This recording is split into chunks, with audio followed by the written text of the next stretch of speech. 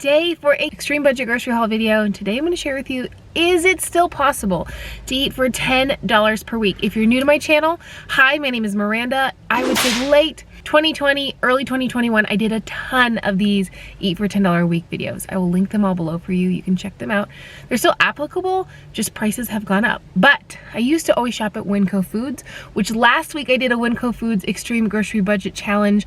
Make sure to check that one out. I haven't done one of these eat for $10 a week since last June of 2021, and I thought, is it still possible to eat for $10 a week? I think yes. Today we're going to Walmart, which personally I'm not a Walmart shopper, but I thought it would be the easiest one for anyone who's watching my channel to replicate, because Walmarts are all over in the US. If you're not in the US, I'm sorry, but you'll be able to find all these items everywhere because they're just easy pantry staples. So let's go into Walmart together.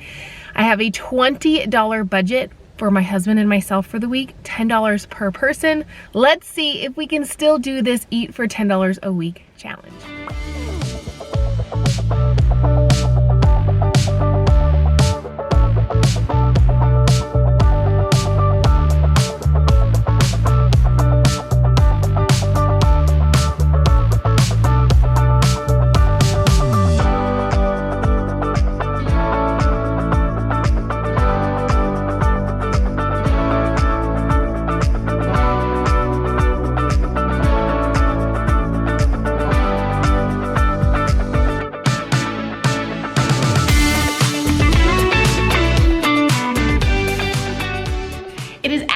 Couple days later, and I'm getting ready to make this $10 a week meal plan.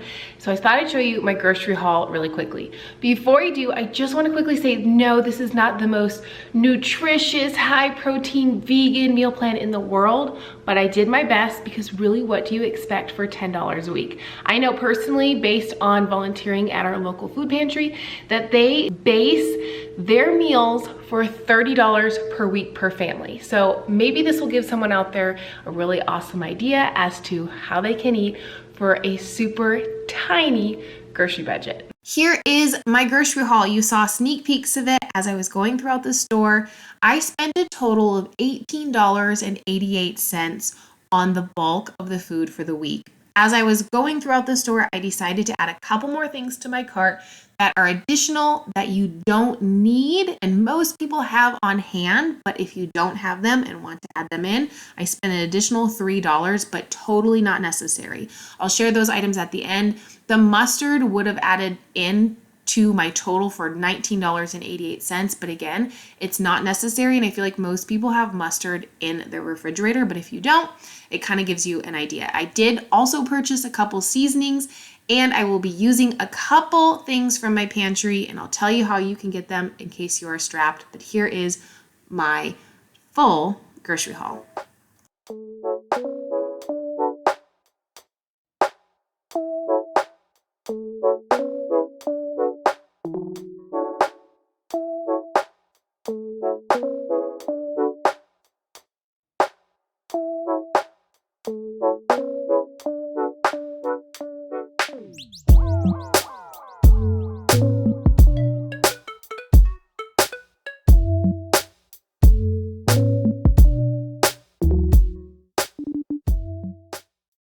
Another thing I wanted to share with you really quickly, now that you've seen my grocery haul, is I am personally gluten-free and I have a peanut allergy. So these meals my husband will actually be eating. If you would like to see a eat for $10 a week a gluten-free version of this, let me know in the comments below. I will do my best to make that happen. Of course, you can make personal adjustments as need be. I did add a few extra ingredients and we'll be using a couple pantry staples. Remember, this is based on how I am shopping and how we are eating for the week, and I'm hoping to share ideas to help you all out as well.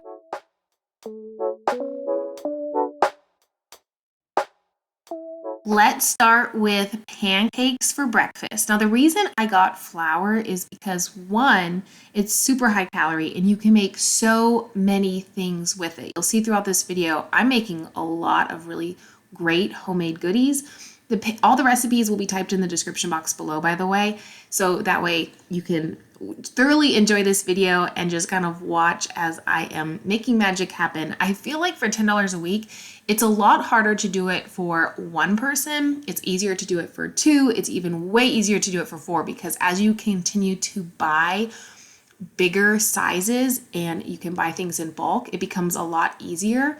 So if you're someone who is just one or two people, I would recommend doing this for a week or two. We used to do this all the time last winter. Like I said, I have an entire playlist down below, but I would typically do it for two people for 2 weeks. So I'd have $40 to spend, which was a lot easier than just $10. I could stretch my money way further. At the time, I was not gluten-free because I didn't know my tummy issues were related to gluten. So, I mean, I ate tons of high starch foods, a lot of flour, because it's really easy to cook with. Also, I do know from volunteering at our local food pantry, that is one of the staple items because it's high calorie. It's a lot of, you can do a lot of things with it. Obviously, it means you have to spend more time in your kitchen because these foods aren't convenient. You have to be able to cook. So I'm just hoping to share ideas with you all in case you need them. But these pancakes were phenomenal. My husband loved them.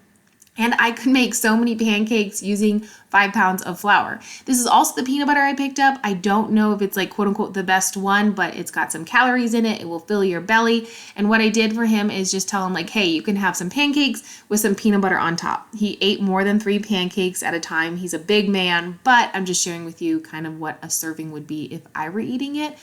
There you go. It's very simple, super nutritious. You got a punch of some starch, a little bit of fat, a little bit of protein. Flour does have protein in it, so does peanut butter. And I feel like for the cost, it's the perfect breakfast. A huge thank you to Albert for sponsoring today's video. Thank you so much for continuing to support me when I have sponsored content here on my channel. It means so much to both myself and my husband. I shared with you guys last week that the reason we continue to build here on YouTube is because it is helping us with our adoption fund. I'll leave a quick little explanation if you are interested in the description box. But while I am sharing with you the lunch for this Eat for $10 a week, I'm going to chat with you about Albert.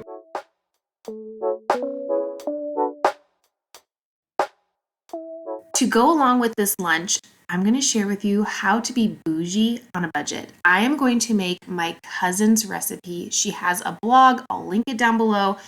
If you're scared to make bread, don't be. This is the easiest recipe in the world, and you would think this came from like an elite bakery.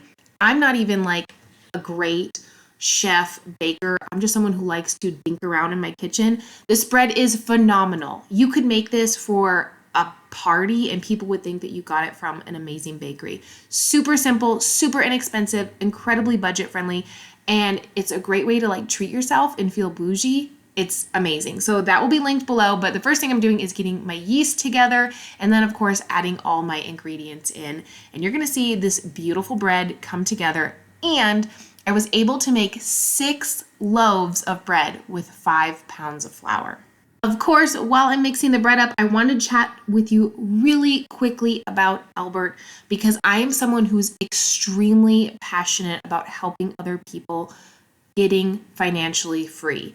We worked on our personal finances for many, many months. I shared my entire journey here on YouTube. We became debt-free, then we decided to buy a home, and now we are working towards adoption. And I have become so passionate about finding avenues to help other people out. Albert is not like our traditional bank that has overdraft fees, cost of maintenance. They are 100% free to sign up, easy to use, and the best part is they will actually help you save automatically by looking at your spending and seeing ways where you can save money. The Albert Geniuses are amazing. They will help you manage your finances because we all know that's hard and it's stressful. They will look at your current situation, help you make a plan, and answer any questions you have if you ever get stuck. They will also help you get paid 2 days early if you need it. They will spot you up to $250. Plus, you can earn cash back by using the Albert debit card. I already shared with you that I shopped at Walmart for this video, and I was able to earn cash back by using my own personal Albert debit card. It was pretty awesome. Anyway, I can save money. I am here for it.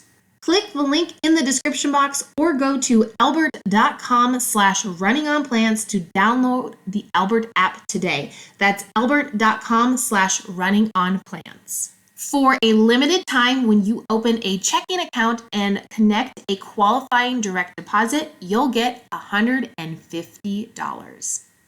Thank you again to Albert for sponsoring today's video, and of course for you all for supporting me when I have sponsored content. When you support my sponsors, you're supporting me. It's just a full circle. Thank you so much. So let's get back to this bread making. I've been kind of dinking around with the bread as I've been talking to you all like you're here in my kitchen. I get so excited talking about finances, and it's why I feel so connected and personal with my content that I create here on YouTube. It makes me so happy to share because it's part of my own journey. I share what works for us in hopes that someone will see something and say, oh, I can do that. That is easy. Like this bread, okay? So here are 2 loaves of bread. Like I said, I was able to make 6 whole loaves. I did cut them down when I went to bake them in my oven because I have a smaller cookie baking sheet than I used to have. I got rid of a couple when we moved, thinking I would repurchase some, and I haven't done so yet. But I did go ahead and cut one. As you can see, it's like not quite in half, but then the second loaf I cut into thirds. And oh my gosh, this is the most pillowy, beautiful bread. It's still warm here as I was cutting it into slices. My husband loves this. He even took some to friends at work because he's like, you gotta try this bread my wife makes. My cousin has nailed this recipe. If you've never made bread before, I highly recommend trying it. It's basically foolproof. You can't screw it up. Follow the directions step by step. There's like 5 steps to making this. As long as you take the time to let your dough rise twice, because it does rise in a ball, and then of course it rises again, you're gonna find that you're gonna love making homemade bread. I also get a lot of questions about, can I make this with whole wheat flour? I think so. It's made traditionally with white self-rising flour, but the reason I say I think so, you can try it with whole wheat, maybe do a 50-50 blend, is because sometimes whole wheat needs a little bit of wheat germ to kind of move it along. But typically, if you are a bread maker and you make breads with whole wheat, give it a try. So for this beautiful French bread I'm making, I'm actually using that bread for dinner and for lunch. I'm making a chickpea mock tuna salad. One of my favorite things. My husband has recently really loved it. Honestly, he only loves it because of the French bread, but I went ahead and took 2 cans of drained chickpeas. You could also make these on your stovetop or Instant Pot or pressure cooker if you have dry beans, which are usually so much less expensive. But I went ahead and smashed them about 50% of the way. I decided not to use a food processor or any fancy gadgets in this video to just keep things really, really simple and really straightforward. And then I added some red relish, which I picked up sweet relish. You could definitely do dill relish if you wanted to, but sweet relish was 50 cents cheaper. So I got the sweet relish. It was actually really good to have that sweet and tangy with the mustard. Added about a half a cup of mustard and then a little bit of garlic, and this was such a beautiful lunch. Like I said, my husband loved it, and it was really easy to pack too. I just wrapped it in a little bit of parchment paper, like the sandwich was pre-built, and then wrapped it again in a piece of newspaper, which made me feel like total throwback housewife of like the 1950s. It was so fun. He kind of laughed about it a little bit, but I'm not kidding you guys. Try this bread recipe if you haven't before. It's perfection.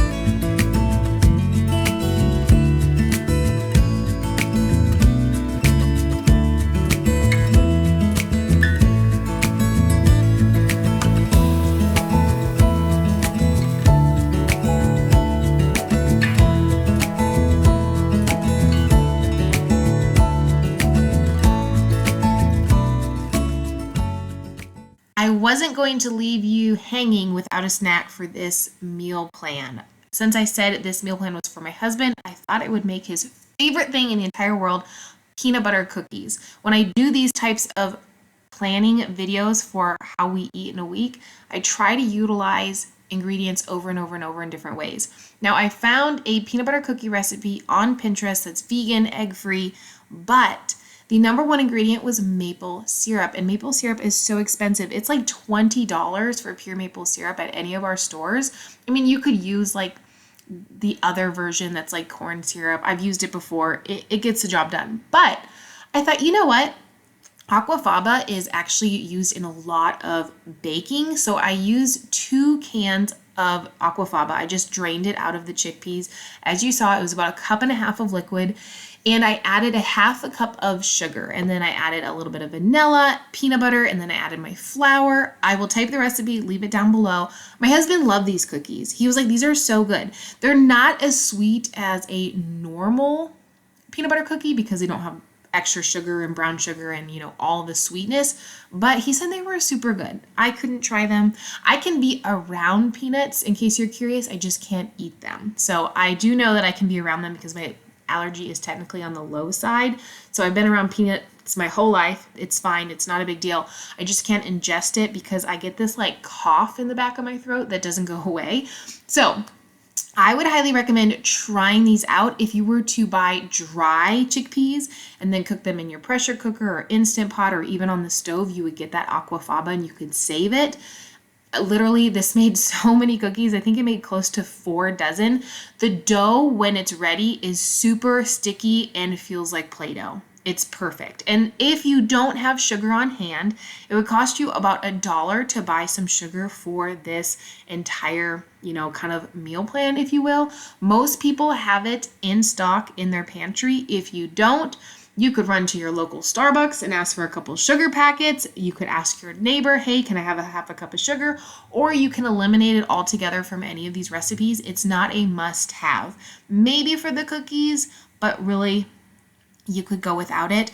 And I always like to tell people, because I always get a few comments that trickle in anytime I do an Eat for $10 a week or a really extreme grocery budget challenge. If you are super in need of food, your family should eat. So go to your local food pantry and get food. You can call 211 if you're here in the US and figure out, you know, where your pantries are, what times they drop off. Some of them even deliver. I know we have a delivery service here now in Vegas that will deliver to people's door. Your family deserves to eat. You need food. If you are super, super strapped and you're really like, man, I can't get sugar this week, that's okay. And like I said, you can always ask a neighbor. Geez, if you were my neighbor, I would be like, heck yeah, you can have as much sugar as you need. So make sure your family is eating. I do these meal plans because it helps us personally. And I like to think of it like this. If you're a family of 4 who normally spends $150 a week on groceries and does this meal plan 1 or 2 times a month or a quarter, you just put back in your pocket $110, which you can use for vacation, for gas, for fun money. You could use it for, you know, paying off a little bit more debt, paying an extra car payment. Those little things add up, but it's a choice on our part. And of course, if you are someone like I'm speaking of, it's a choice to cut back. We did this for 6 months to pay off our personal debt, and it worked for us. And that's why I continue to share these ideas. And now we continue to cut back a couple of times a month. I think we do it about twice every 5 weeks. That's why I share these types of videos still. And we take that extra money that we would normally be spending for groceries and we put it in our adoption fund. So, all right, I was moving along to dinner here. Dinner was super simple. I just boiled some quick pasta, had some tomatoes on the side. I didn't even add any additional seasonings, just what I had on hand, salt and garlic, green beans, and some French bread, which you could toast, retoast back up in the oven with a little bit of garlic, a little bit extra salt, maybe some Italian seasoning. Also, I did make a cinnamon sugar French loaf. So good. Toast that up for breakfast. You're going to be one happy camper.